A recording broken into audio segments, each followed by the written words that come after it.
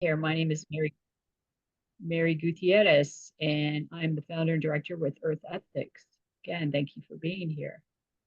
So this is our second webinar event in the three-part series, The Landscape of Solid Waste Management in Florida. Where do incineration and zero waste fit in? And tonight's topic is zero waste, the real solution to our waste crisis. So why are we having this webinar series? 22 years ago, the UN issued a press release about the global garbage crisis. Since then, various technologies have been developed and marketed as the best way to address our mounting waste woes. Some even claiming is a waste benefit when burned to generate electricity. It is no secret that the burning of trash, regardless of how it is burned, carries inherent health risks due to contamination of air, water, and land. Our next and final event, the fight against incineration in Florida, is April 23rd. This series is brought to you through the collaborative efforts of the Floridians Against Dirty Energy, Earth Ethics, GAIA, ReThink Energy Florida, Florida Rising, Broward Clean Air, and Climate Reality North Broward and Palm Beach County. Tonight's guest speakers include Ruth Abbey, President, Zero Waste USA, and Frisco Torres, founder of Compost for Life of Miami. Unfortunately, Marcel Howard, who was supposed to be a speaker as well, is ill, and we're wishing him abundant health, and so he can get over whatever he's fighting. So unfortunately, he will not be joining us today. So with that said, we'll just get right into it. Ruth Abbey is a grassroots leader and zero waste practitioner with more than 25 years of experience in recycling and composting programs, facility development and outreach, and technical assistance. As president of Zero Waste USA, she is working with communities across the U.S. to develop the social and physical infrastructure to achieve zero waste. She has expertise in organics and commercial technical assistance, waste audits, facility and collection procurement, contract negotiation, program planning, financial analysis, and stakeholder engagement. Ruth has developed zero waste plans and programs for Austin, Texas, Baltimore, Maryland, Boston, Massachusetts, Los Angeles, California, San Francisco, California, and Washington, D.C. Francisco Torres is the founder of Compost for Life, a compost community initiative in South Florida servicing residential and business customers in Miami-Dade and Broward counties. Their movement has rescued 2.6 million pounds of food scraps from ending up in the landfills.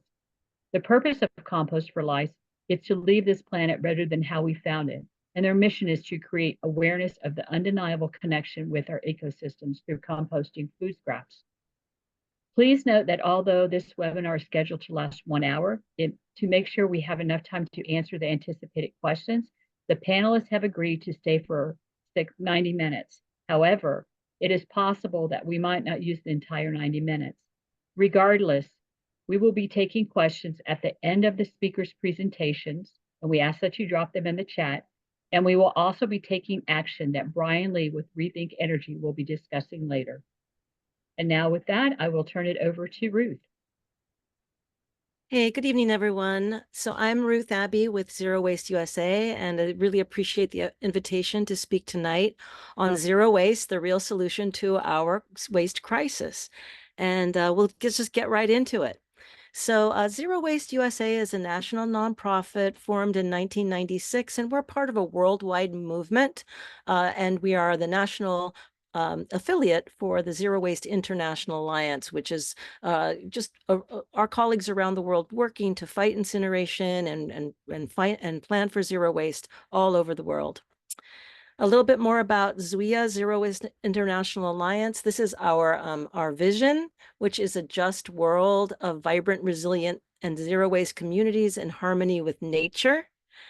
And our mission is to work together as a global community to drive systematic change towards zero waste using environmental and social justice principles. So what is zero waste?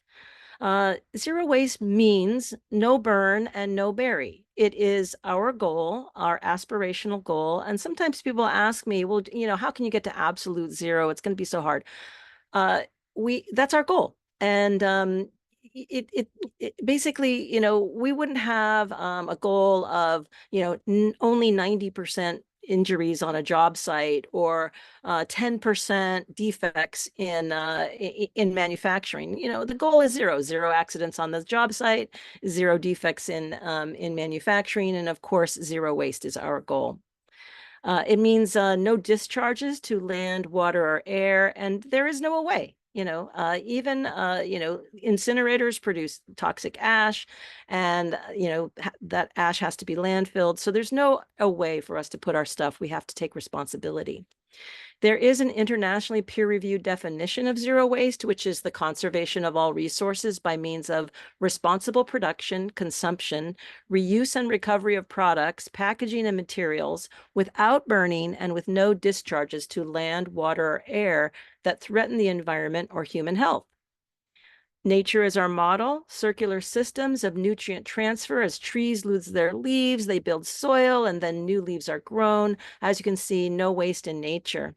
And we're trying to leave this linear economy. The linear economy is take, make, waste, meaning take resource extraction, mining, logging, and then make the manufacturing and production, and then waste at the end of the useful life of the project. A lot of times we are just wasting it. We're working towards a zero waste economy, which means keeping materials into circularity. And so, reuse, recycling, waste reduction, that is all a part of the zero waste economy. And you may have heard the term circular economy. Zero waste is key to a circular economy. In the circular economy, we're keeping the materials in production. However, in zero waste, we also see the need to eliminate wasteful practices and produce less materials to go into that circular economy. So with zero waste, we are designing out waste and pollution, and we're keeping products and materials in use, and we're going to regenerate those natural systems. Here is the zero waste hierarchy of highest and best use. And as you can see, it includes the familiar terms of reduce, reuse, recycle. But of course, number one, highest on the hierarchy is rethink and redesign. We need to look differently at the materials management that we have at our homes, at our businesses, and our communities, and really rethink how we are producing them, using them, discarding them to be more along the road, the path to zero waste. And here's some of the whys. Okay, so we're all familiar. These look like very familiar images to us in the United States and Canada, China, India. These are the impacts to our communities. They are the impacts to our neighborhoods. But there are also behind the scenes impacts in fossil fuel extraction, for example. And there are communities on the fence line who are most impacted by oil spills, minerals extraction, manufacturing of plastics. We do have Cancer Alley down in the south part of Louisiana and Texas, where there are people that live and breathe on the fence line. Reducing waste reduces impacts, not only downstream in our communities and the litter, the incineration, the landfilling, but also upstream in that mining, manufacturing, extraction.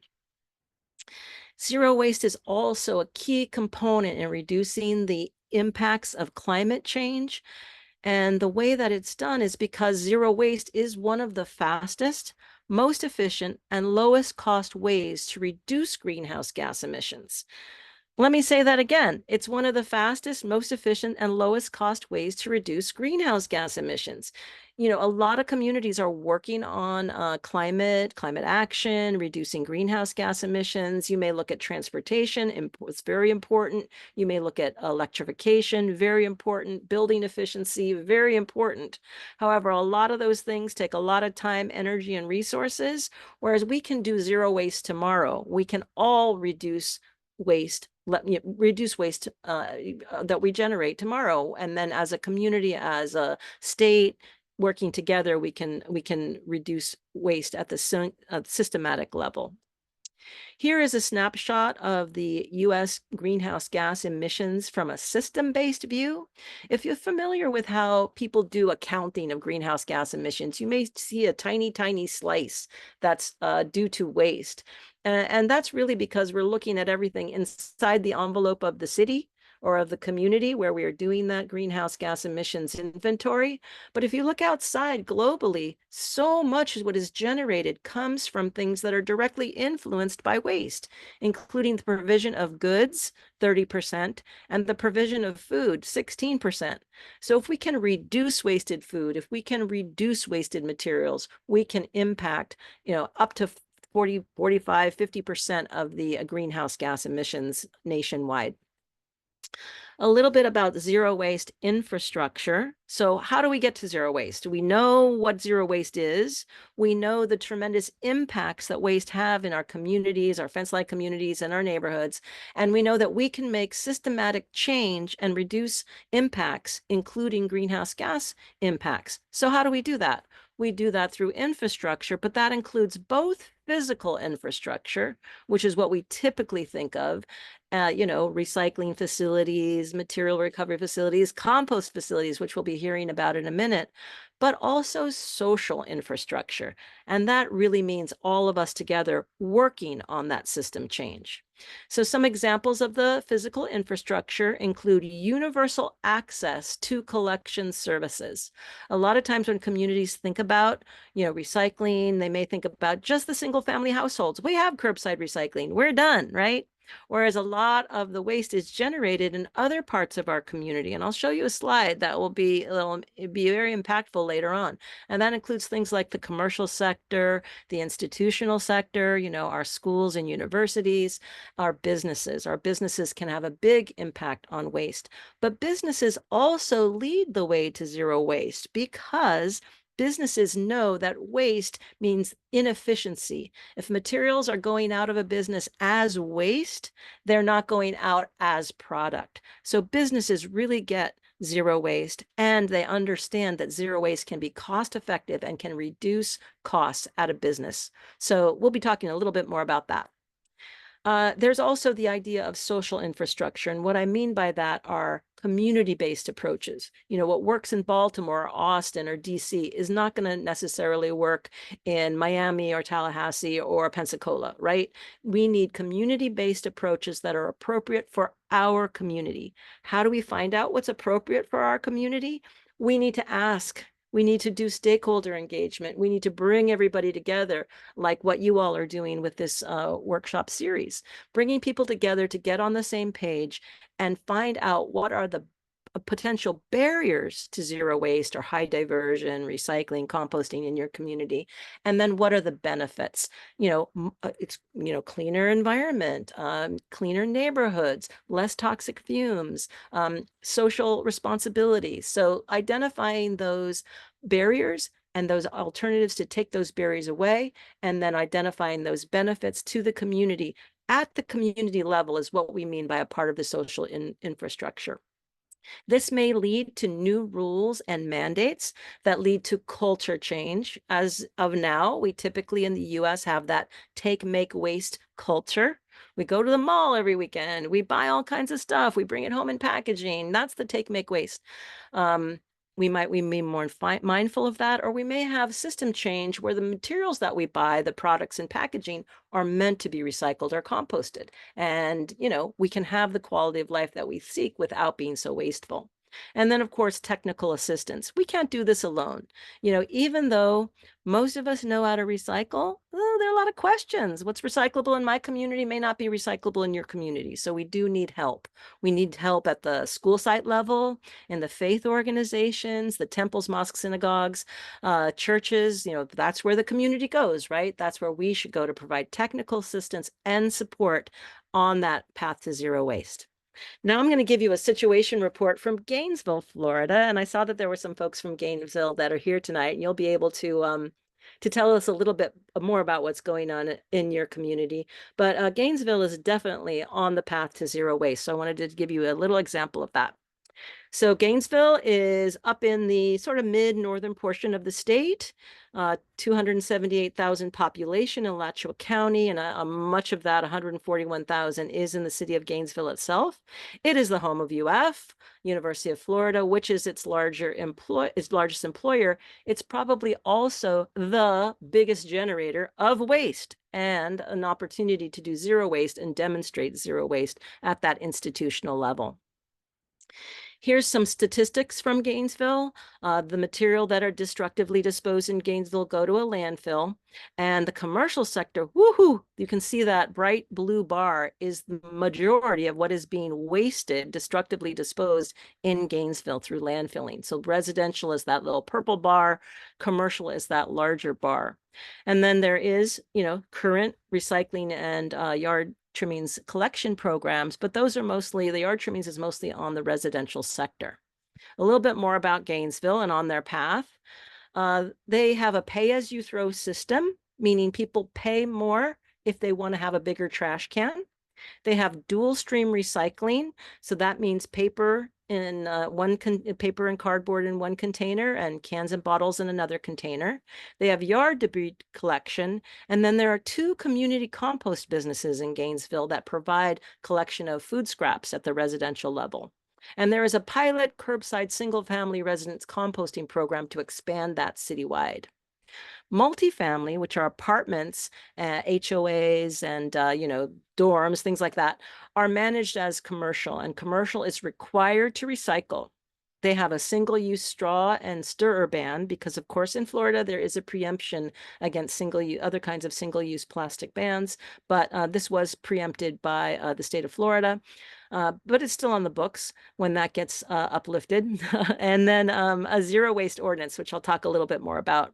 They have a county transfer station, which is run by county staff, which includes a material recovery facility, a household hazardous waste facility, and eco loop, which is a new opportunity for an industrial environmental campus for recycling and remanufacturing. So the key thing about Alachua County is that it is mission driven. It is the material recovery facility is run by county staff. And so they're able to, find more markets for things. And even if it's not as cost effective as, just putting it in the landfill. So they actually pay a recycler to recycle their glass. I believe it's $12 a ton, but this $12 that they're paying to take the glass is the tons that don't have to go to the landfill. So even though it costs them a little something, because they are mission driven, they are pursuing that path towards zero waste. This is just kind of a picture of the transfer station, what it looks like, and the material recovery facility. And then their eco loop is really going to be a site where the city and the county would like to attract remanufacturers and other technology purveyors, perhaps a composting facility, perhaps an expansion of their reuse infrastructure. They're dedicating this town as an opportunity to do that, this area near the transfer station. So a little bit about the zero waste movement in Gainesville. It is instigated and pushed along by Zero Waste Gainesville, the Repurpose Project, Life Unplastic, which is a zero waste store, and Beaten Path Compost. These are some of the organizations in Gainesville which have been advocating for zero waste. In 2017, Zero Waste Gainesville was formed. And it's an advocate for city and county to work for zero waste. And it includes a lot of education and outreach, but it's run by a very small group of dedicated volunteers who do a lot of work putting in that extra work in Gainesville to get the city and the county on that path. And in 2017, one of the city commissioners did set a goal of zero waste by 2040. So part of the bringing the community along, that social infrastructure in Gainesville, is through outreach and education. So for example, Zero Waste Gainesville has been building a constituency through a screening of movies like Smog of the Sea. They've also been holding workshops and tabling and training.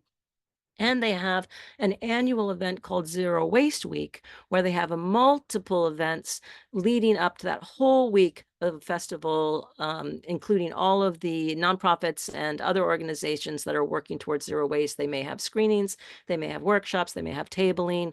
They all are to celebrate zero waste. And that's usually in the January, February timeframe. So it's just past the last couple months. The Repurpose Project, if you're ever in Gainesville, you've got to go to the Repurpose Project. So those of you who live in Gainesville, you can tell us a little bit more about what an awesome organization that is. So it is A junk shop. It's a building materials reuse yard. It's a place where people go to both deliver their materials for reuse, and they're a regional draw for people that are looking for good stuff. Here's a picture of the inside. You can see they have an area for outside for more of the hardy materials, the building materials. They also have craft items, and they now have two locations. One is the older store, which is kind of the headquarters, and then a newer store, which is for some of the furniture and other larger items that can't fit in the old store. It was in 2019, they created a zero waste department within the repurpose project to do more research on zero waste, advocacy, training, and education on zero waste as a nonprofit. And then they purchased that second location in 2021. And that was specifically because the community wanted to help expand the programs. They weren't able right away to get a bank loan. The community stepped up and raised millions of dollars to get that second location. So they're expanding reuse in the local economy and push forward towards zero waste in Gainesville. Life End Plastic is a zero waste store where you can buy materials in bulk. So you bring your own bottles or containers and you can buy shampoos, household goods, laundry detergent, other things, cosmetics, and really reduce your zero waste footprint. And here are some of the ways that Gainesville is working towards zero waste. They have a city sustainability manager, a zero waste specialist. They've developed a zero waste plan. They conduct Zero Waste Week. They do outreach and education, and they've passed a zero waste ordinance. That zero waste ordinance is the key piece of legislation. So it's the new rules and mandates, as we talked about in zero waste infrastructure. It took 2 years to pass. It was a collaborative effort of the city commission, the city staff, the private sector, nonprofits, and community organizations. And it includes a bunch of cool stuff, including a food waste reduction and recovery requirement. All food generating businesses must follow the food recovery hierarchy, which means prevent waste first, donate or upcycle surplus food before you compost it or send it to landfill. And there will be a multifamily food scrap collection program in the works and single family residential food scrap collection. An update to their commercial recycling requirement, and a ban on expanded polystyrene on city property. So they're allowed to do that under state law. And then the ban on the use of glitter, intentional release of balloons, and plastic confetti in the environment. And the last point of the ordinance is that they have passed ordinance for accessories on request. So those straws and cutlery and other things like that, you can get them, but they have to be on request. And then a requirement for multifamily housing. And this is really important because it's Gainesville, it's the home of UF. So there's a lot of discarded materials at the end of semester. And so there's now a requirement that multifamily complexes must have a reuse plan for the big move in and move out time, so that those surplus materials that those students are bringing in or taking away get reused.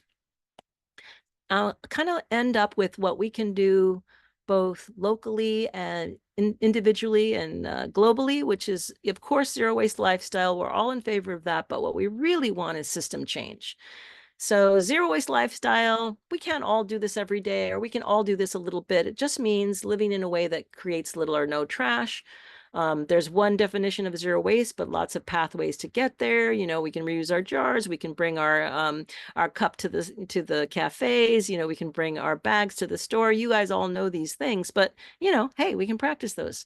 But these levels of action are, you can control yourself first. Then you can influence your friends and family. Then you can influence your community and work, and then eventually have real system change through political and economic action, such as passing those ordinances or mandates. Some elements of the zero waste system, including living in a way where there's little or no trash, buying less, valuing resources. One of my colleagues says, we shouldn't be thinking of ourselves as owning these materials. We're not owning, we're kind of using them for their next life, right? And this is Peter Muey. He's in favor. He's founded the Fix It Clinic in Berkeley, California. He really thinks we need to think more like a, hey, it's like a treasured pet, where these are our things. We should value them and not just discard them willy-nilly. But ultimately, we want to advocate for systems change. This is a picture of the single-use ban that the city of Berkeley passed a few years ago. And then, of course, this is Yvette from Fence Line Watch, who advocates for protecting the fence line communities from the petrochemical industry. Once we go beyond ourselves, our family, our community, we can go on to system change. And we can advocate for laws and systems that support reduction, municipal and community programs, reuse, repair, and workers' rights, and sustainable sourcing and other zero-waste systems. And I'll just end with this slide. This is from the state of Florida, municipal solid waste collected in 2022. And you can see what our low-hanging fruit is. It's maybe not what we think it is. It's not mostly single-use plastics or straws or litter, that kind of thing. A lot of it is construction and demolition debris, something to think about in a growing state. And then, of course, things like yard trimmings, huge amount, food scraps, and we're going to hear from Francisco about that. So I'll end now, and we'll turn it over to you, Francisco. Thank you, Ruth. That was great. Let me just go ahead and share my screen here.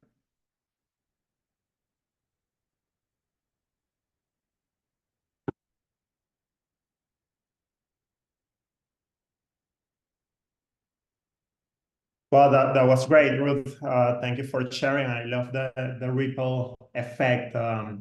So I'm representing Compost for Life, a compost community initiative in South Florida. We started in 2020, right after the pandemic. And our mission as an organization is to create awareness and understanding in our connection with our ecosystem through composting food scraps.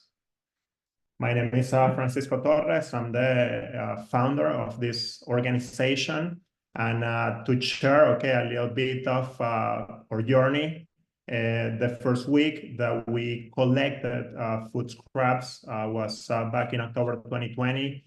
We collected 110 pounds the first week from 5 families and 1 business owner in Miami Beach. Today, we're collecting over 35,000 pounds per week, which gives you a clear sign of how community is growing in understanding and awareness and really seeing the importance of composting food scraps.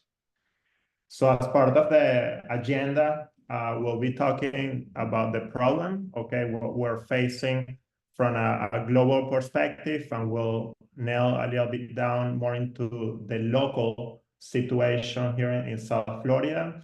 Also, we'll discuss the solution and the challenges that we face as a compost community organization. So when we think about our planet, the year I was born, 1981, we were only 4 billion people. Today, we are 8 billion people. We have doubled in only 40 years. There are 5 more human beings every second in this planet. What does that mean? Means that we are extracting more resources. We live in a society of consumism that we think, we use one thing and then we throw it away and then we buy another one.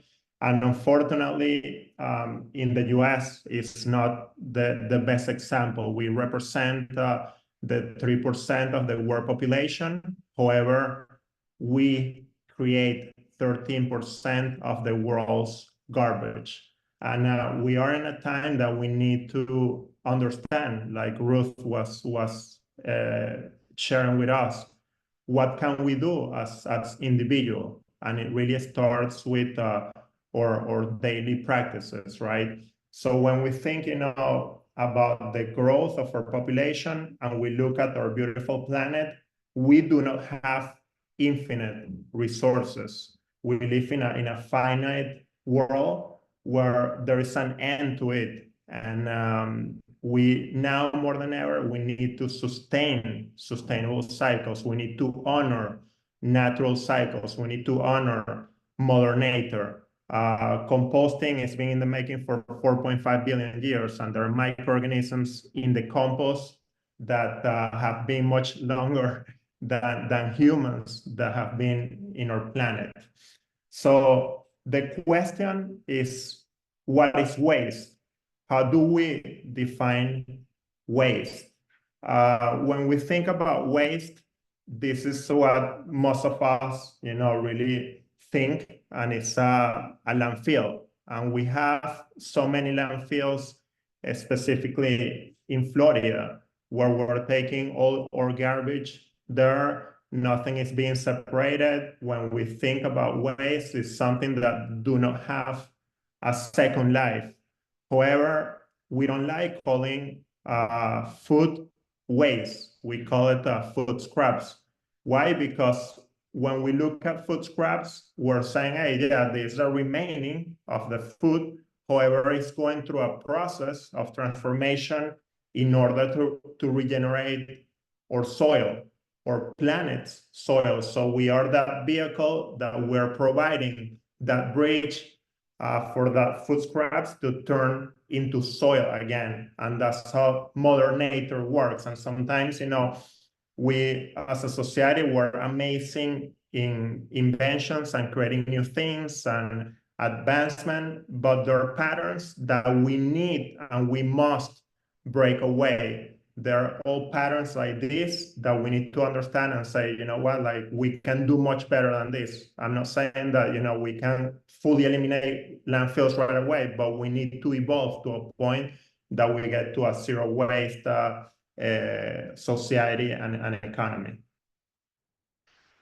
According to an Institute of Self-Reliances, 167 million tons of garbage end up in landfills and incinerators each year. When we look at the garbage that we generate, more than 50% could be fully compostable. More than 50%, okay, according to the Institute of Self-Reliance in Washington, D.C. And we just have, to take a look when we walk over to our garbage and we understand and we see, wow, look at all these packages, all this material. Why are we consuming this way? Can we do better? Yes, absolutely we can. And that's why we came together as a community organization and we started servicing our community. And our service is very simple.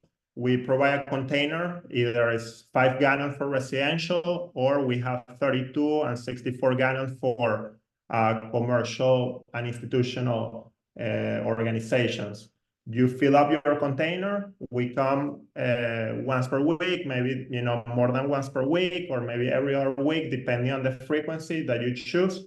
We collect your food scraps in real time. We document this information where our participants or community subscribers, you will have access to a portal where you see in real time how much you're diverting from the landfill and how much you're composting.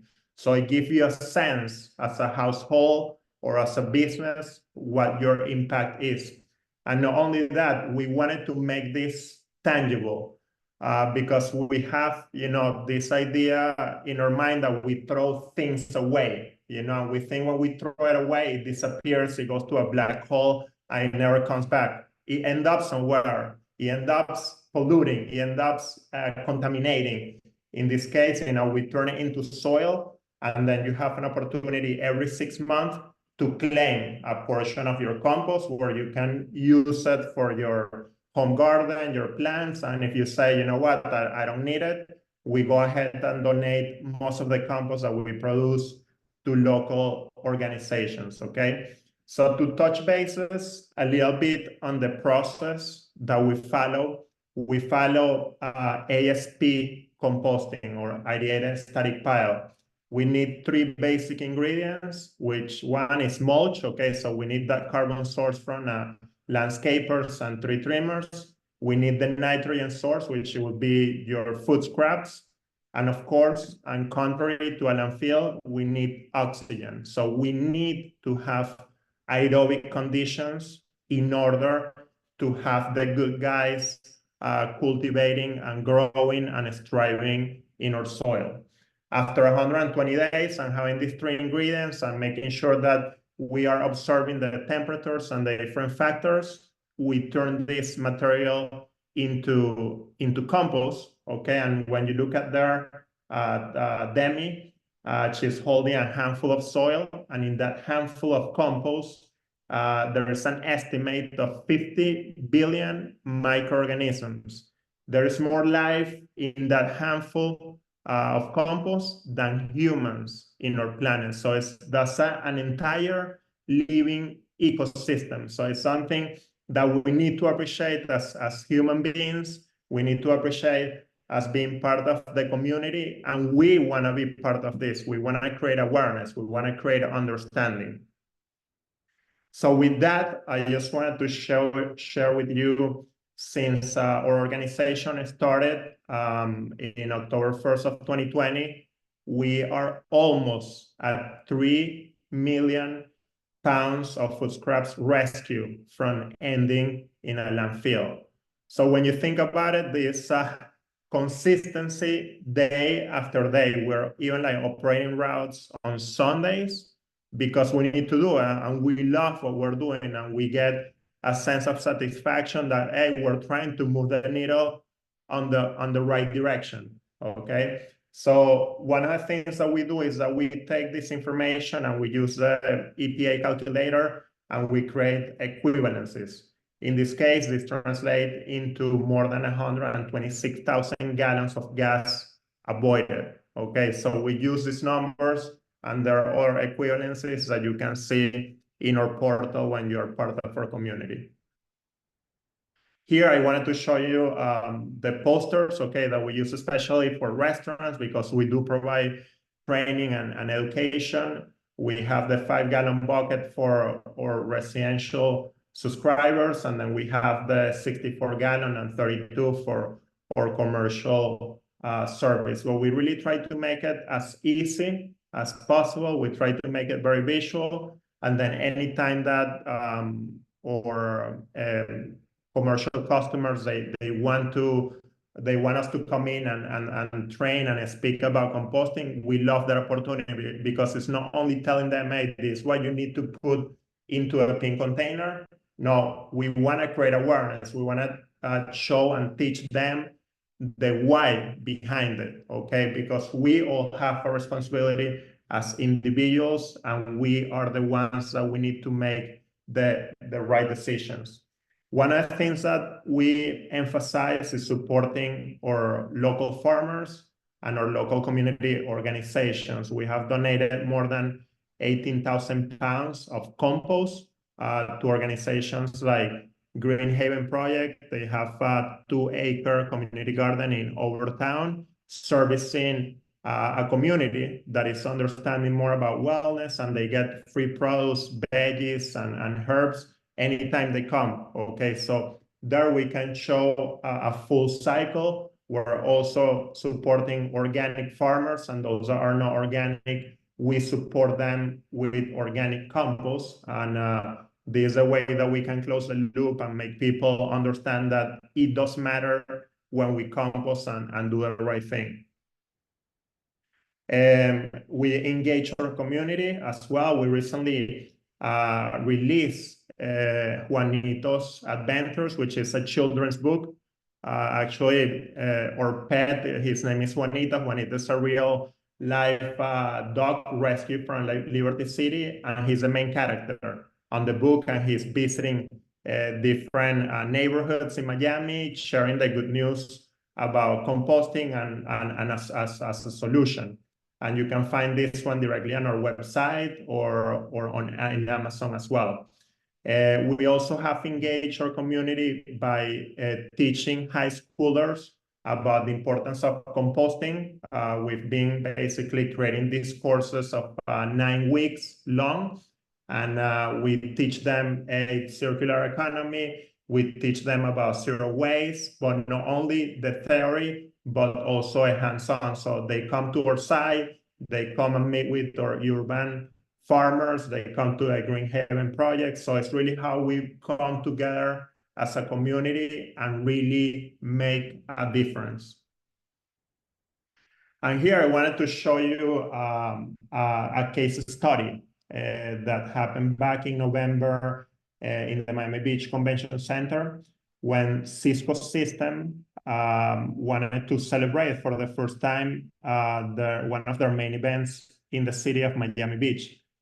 Before they were going to Las Vegas, but this time they gave us an opportunity, and the requirement was to reach that during the event that we would reach zero waste, and under the global standards that would be at least 90% diversion from the landfill. And we got involved. Even though our focus is composting, we say, we are up for the challenge, and we're going to support through our team as much as we can, okay? So with that, we partner, okay, with the Miami Beach Convention Center and Cisco, and you can see there in the picture that we are sorting everything that show was generating, but we were also keeping track in a very visible whiteboard what was happening with all the materials that were being generated and where they were going to go. Unfortunately, we didn't reach the 90%, but we were very close. We reached 88%, and this was something unprecedented in the city of Miami Beach. We had the Chamber of Commerce coming and the Visitors Bureau coming to take a look at what we were doing. Also, the city of Miami Beach, they came to look at it. And as you can see, it was very hands-on. And when you look at the farm here, okay, where the pigs are, you see the shelter came from the Cisco polyester that was either like donated, it was either like repurposed, composted, or recycled. So all the materials have a second life. So we, as a society, we need to start looking at this material with value. We do have the opportunity to turn this into a recycle item, upcycle, donation, compost, and we do have the power to not make it waste. So every time that we go to a trash can, we face that decision-making point where we say, okay, what can I do with this? And I agree with Ruth completely. Like, the less we consume and the more we dignify the materials that we have, the better that we can be. And that's why it's so important that we create awareness and understanding. And with that, I wanted to share with you a little bit of the challenges that we've gone as an organization. And there's something that I knew since day one that we started. Anytime that, one start doing something different, there's gonna be obstacles, there's gonna be adversity. And one of the biggest adversities that we have in South Florida is the legislation. Fortunately, we are working, okay, with the county and the state of Florida in really understanding how we can create a pathway for compost community movements like ours. It has not been easy, but this is why we are called a compost community movement, because it's the idea of a community coming together and demanding the right solution. It's not only about Compost for Life, it's not about Francisco, it's about an entire community acting, under the right and leading by example, and understanding that this really matters. And we are in a critical time, especially in Miami-Dade County and Broward County, with all the discussions with the new incinerator and the new landfill that needs to, that want to be installed, okay? The other part is the awareness and education. I think, that's fundamental in order for compost to really scale up, because we talk to a lot of people, and it's very rare when I run into someone that don't think compost is amazing. But then from going from that thought, to actually participate and maybe pay $20 per month, like not everybody does it. And that's a challenge for us, the participation and really creating the new habits, something that somebody's like used to do for so many years. And now I have to think about separating and sorting out my organics. That's something new. And as human nature, we don't like change, so how can we incentivize those individuals? How can we incentivize our community to participate? So those are the challenges that we face. That's what I had, to share with you. I hope that you like my little presentation, and I will pass it over to Mary for Q&A.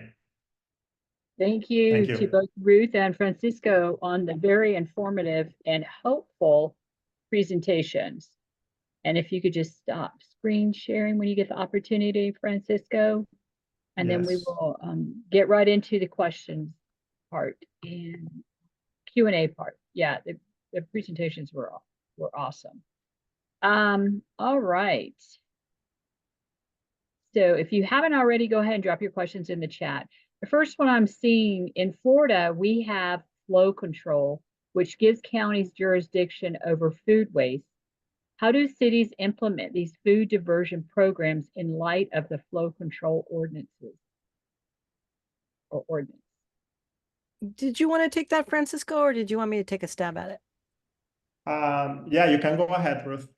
Yeah, I think that there are a number of different ways. I think that I tried to say in the chat, the reason that there are these flow control requirements is because the counties have invested in infrastructure and they want to pay for that infrastructure through the tipping fees at the landfills and the incinerators. Those counties can also be a part of the solution, right? So there are counties, I mean, I would give Alachua County as an example, that is investing in solutions. And so they can partner with the cities. The cities can advocate at the county level and say, we want to partner on compost. And so we want you to either release food scraps from your flow control ordinance, which they can do. The counties can agree to do that. We don't really want to burn food scraps anyway. It's wet, right? Or can actually be a conduit for investment in infrastructure, because compost infrastructure is also, has to be paid for, right? So having cities collaborate with counties to get that compost infrastructure sited. So how do you do it? It's that advocacy. Start with yourself, start with your family, start with your community. Then you got to go political. Y'all are, I know, politically minded, and I know that that's going to be a tough sell depending on the county, but you got to make the case at that local level and build that up. And then if all the cities in the county are asking for the county to either change their ordinance or be a partner in the solution, I think that's the path. Did you have anything more you wanted to add to that, Francisco? Oh, you said it right. I think the flow control that I'm aware of right now is happening at Palm Beach County. But again, that's in regards to infrastructure that has been installed, and they want like all the garbage, that and they consider organic garbage, which is very unfortunate, to go and feed the incinerator. So yeah, that's completely, I echo your comment, Ruth. All right, thank you both for that. Next question, how are or can zero waste principles be incorporated into climate action plans or resiliency plans? Yeah, we've seen that across the country, and it's a fact even being encouraged by the US EPA. So there's a lot of grant money out there right now, y'all, and they really want that money to go from the federal government to the communities that need it the most. And so, getting on board by, asking your community to put the zero waste initiatives in your climate plans, and then getting those climate plans recognized and funded by the EPA is a strategy. But yeah, I think one disconnect that we have with our colleagues in the sustainable, sustainability field is they have kind of their, they have their narrow tunnel vision, and they look at what is being impacted locally, hyper locally. our buildings need to be electrified, we need more transportation, transit, et cetera. And they're just looking very narrowly at what's generated in the within the community. But if they look out globally, they will see if they reduce waste, and we have tools for that. Even the WARM model, the EPA WARM model, which we all know has some flaws in it, it will even demonstrate to those sustainability representatives that you can reduce impact seriously through zero waste strategies. So absolutely include those in the climate action plans, and then do a zero waste plan, or do a zero waste plan and then a climate action plan. I mean, a lot of cities do both. So I think absolutely it can and should be included. We have a lot of examples from around the country, and it's a great idea. It should be in the zoning ordinance. It should be in the general plan. It should be in, the action plan, the priority plan for the city council. We should all be working on these issues, because most of what we do in zero waste can be implemented at that hyper local level. So your city council members and your local elected officials, they can directly influence zero waste, where there's a lot of things that they don't have control over. They can control a lot of the pieces of zero. Francisco, did you have something you wanted to add? Yeah, so I think what is also critical is to educate our elected officials. I think we have a duty because they have been elected, and sometimes they're just not fully informed, or they're not fully aware of what is really happening. So we need to get in front of them and educate them, and also demand from the sustainability departments and director for each municipality to bring this as part of the big problems that we are facing as a society. Because I think, every single change starts with oneself, and then we can definitely move above and beyond. And I think we need to tackle this from the ground roots, from the community perspective, from the municipality, from the county, from the state, up to the federal government. Thank you both for that. So the next one is, the restaurant and hotel industry is so large in Broward County, and there are huge venues for events, many apartments and condos. If we could get buy-in from composting, are there composters who could handle this level of waste? Also, I keep hearing that limited land is an issue for large scale composting. Yeah, it is, because one of the biggest issues that we are facing, and this is specifically to the code in Miami-Dade County, where we're being categorized as an industrial or waste handler. We are not a waste handler. We're basically taking this material and regenerating the soil. So one of the things we are doing is forming alliances with local farmers, where there's a win-win situation. And we've had situations that farmers literally call us and say, Francisco, we want your compost, we need it, because helping them out all the way around, from reducing pesticides and herbicides for nourishing the soil, and then also you're fighting climate change by storing the carbon. So it's really the way that we need to regenerate the planet, with the way that we need to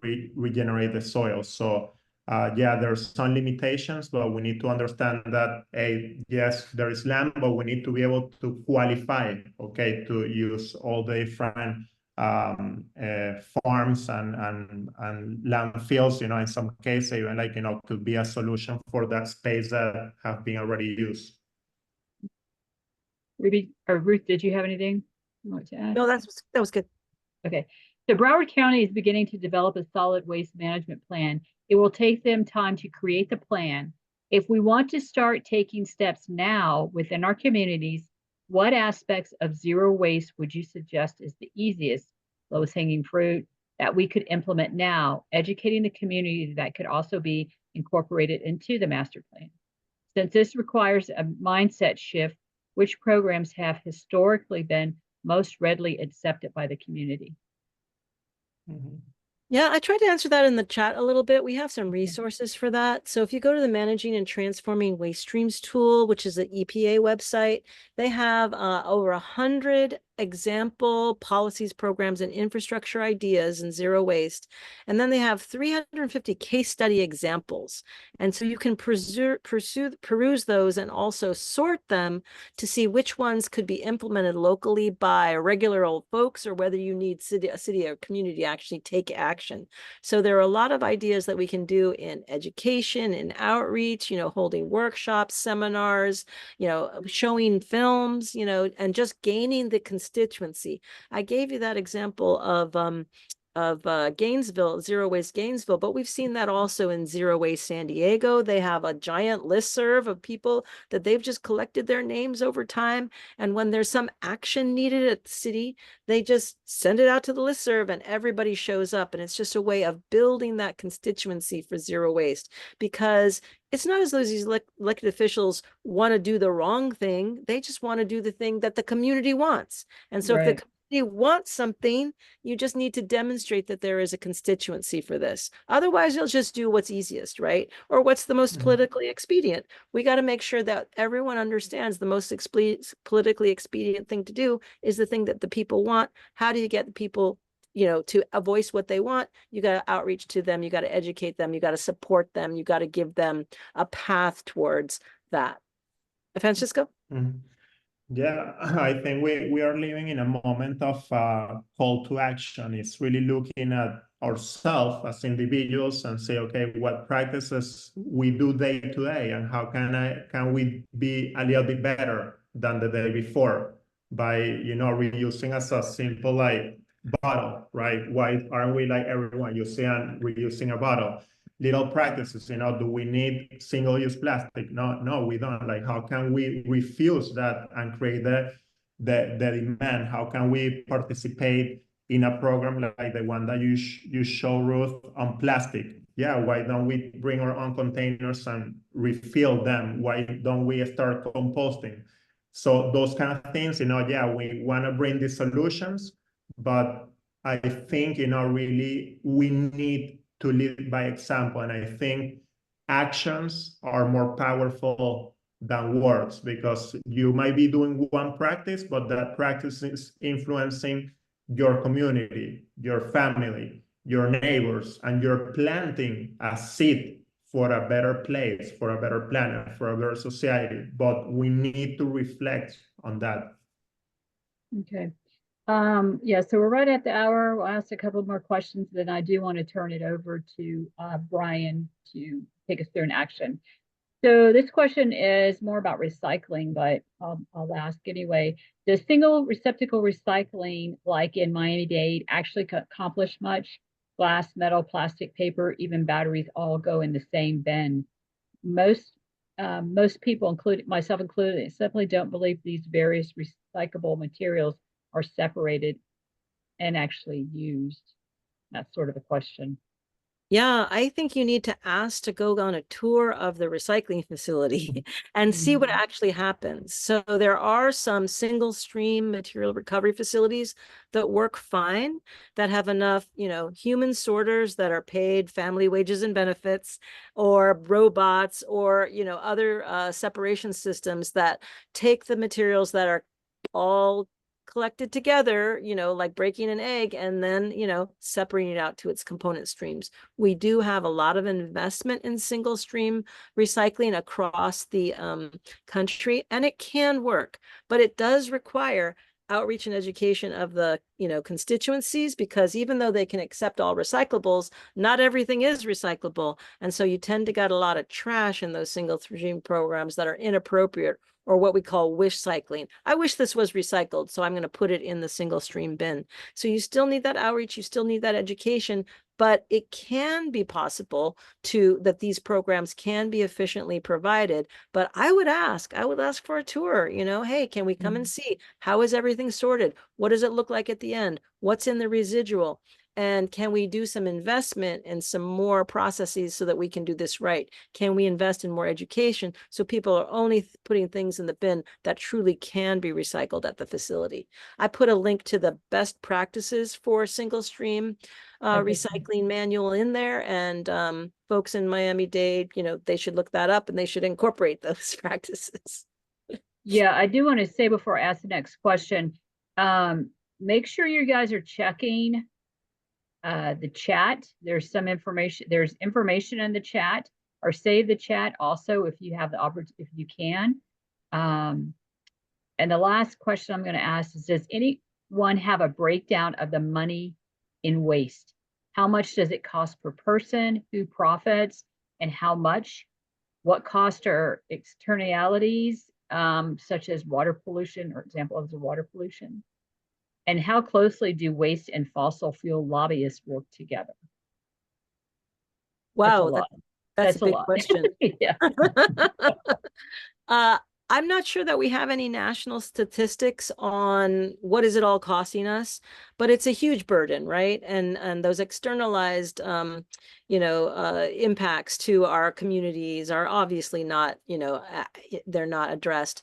We do have some examples of life cycle analyses that have been prepared for solid waste plans. The one in Montgomery County in Maryland, and one recently done for Delaware County, Pennsylvania, where they both have incinerators, and they documented the huge impact to the community, including healthcare, everything, environment, 9 different screens. And it's always going to be better to do zero waste than to do incineration or landfilling. So I'll put a link to those studies in the chat. All right, thank you so much. And so I did want to say that you will be getting a copy of this recording and the information that is being provided in the chat if you are unable to save the chat. Okay, so just don't panic if you're not getting everything, but if you can capture what you can, I mean, that would be great. Okay, so I want to pass it now to Brian Lee with ReThink Energy, who is going to take us through a quick and easy action that we can all take now. Okay, Brian? Thanks, Mary. Hi, everybody. It is so good to see all of you folks here at this interested in taking action on zero waste. So I'm going to put in the chat a link so you can use that one. If that poses difficulty, I'm going to share my screen real quick and have a QR code up to the same site. This will go to an Action Network site, and I'm just going to leave this up for a few moments while I explain. So, and you can use the QR code link, or you can use the link I put in the chat. So we heard from Ruth that there is not a single definition of zero waste. But it is very important to note that whatever definition of zero waste a municipal entity uses, incineration should not be part of it. And I think we all agree on that. Everyone's definitions included no burning. Incineration is burning. So this action is to speak to local officials, your county officials, and start a conversation with them. So Francisco shared the importance of educating elected officials on these topics, and it was mentioned in the chat by one of our attendees to encourage local governments to provide composting service in addition to recycling and other waste disposal services. I think that would be an excellent bullet point to add when you take this action. So I'm going to take the QR code down for a moment, and then I'm going to bring up the action pages. Let me reshare my screen. So you should have been taken to a page that looks very much like this when you clicked the link or went to the QR code. So we've got this little paragraph here. Let your county commissioners know that you are concerned about incineration. This is the first action. So if you attended the first webinar in our series, that was last month, and have already done this action and not heard back from the officials that you got in touch with, then we have a follow-up action linked here. So if you tried to get in touch with your county commissioners with the action last month and they didn't they didn't write you back, then click on this and that will escalate it a little bit and remind them that you wanted to discuss this issue with them. On the other hand, if this is your first time doing the action, this is the same one we did last month. So you click on Start Writing. You're going to want to fill in your name and address. It knows what county you live in because you tell it your address. So if anybody, after putting in their, and this is only for Florida. So I saw someone in the chat had mentioned that they were in New Orleans, I think, and we welcome you from New Orleans, but I did not put anything in this database that we're using for this other than Florida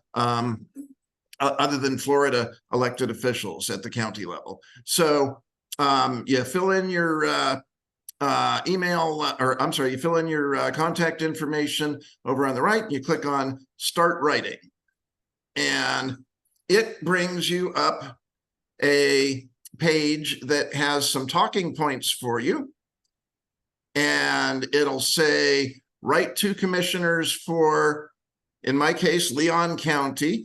If you put in your zip code and you got a different county from where you live, please put that in the chat and let me know. It means there's something wrong with the database, and I'll follow up with you after this event and get that fixed. But so far we've had, they've worked very well. So this just says, this is just a letter to all of your county commissioners, starting the conversation on incineration and letting them know that you do not consider incineration, and that your county should not consider incineration to be a part of a zero waste plan.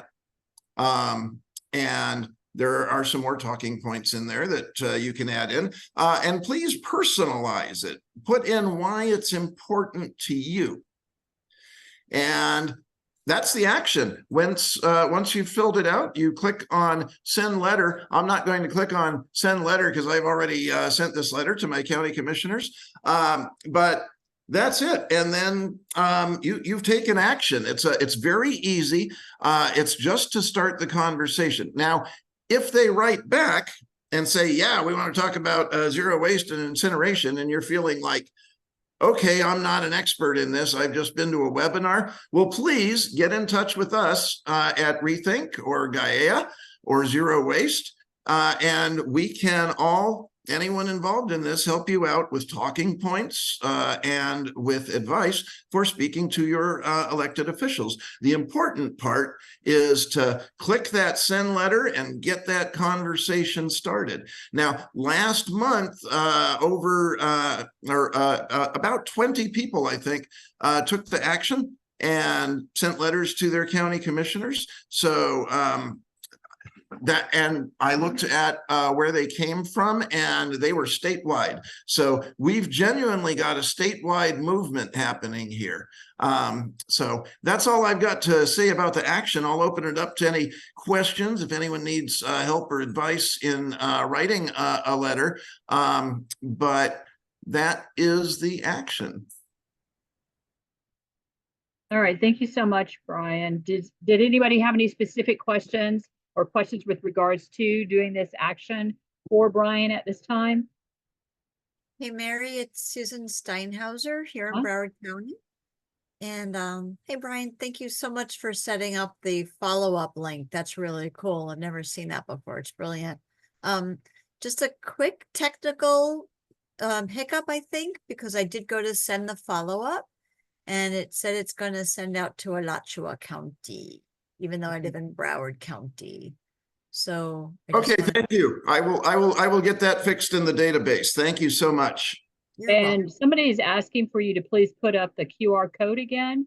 And Rhonda, did you have a question? I saw your hand raised and then it went down. If not, that's fine. I just wanted to make sure you had the opportunity. I think she would need to unmute, but I also think I answered it in the chat. Okay, so it's been answered. Okay, no, Kim answered. Okay, I see it. Thank you, Rhonda. Okay, there's a QR code again. Please let us know or let Brian know if you're having any issues with that. And if you haven't taken action, please do so now. Okay, yes, Maxine, we'll get the chat box link to you, okay?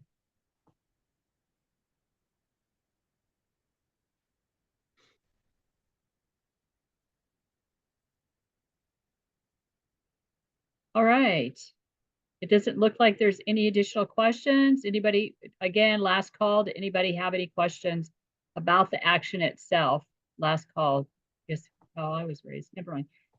Anyway, I want to thank again our speakers for being here this evening and giving such wonderful, informative, and like I said before, hopeful presentations. Hopeful because I learned a lot as well, and I can see what I can be implementing in my own community. And so I will be reaching out to you, Francisco and Ruth, just to let you know. And so our next webinar, as I mentioned previously, is April 23rd, and we hope that you will be there with us. You can use this same link that you used tonight to join, okay? So make sure you save the link. We will get a reminder, however, but just to let you know. I hope everybody have a wonderful evening, okay? Take care. Thanks, everybody. Thank you. Thanks, everyone.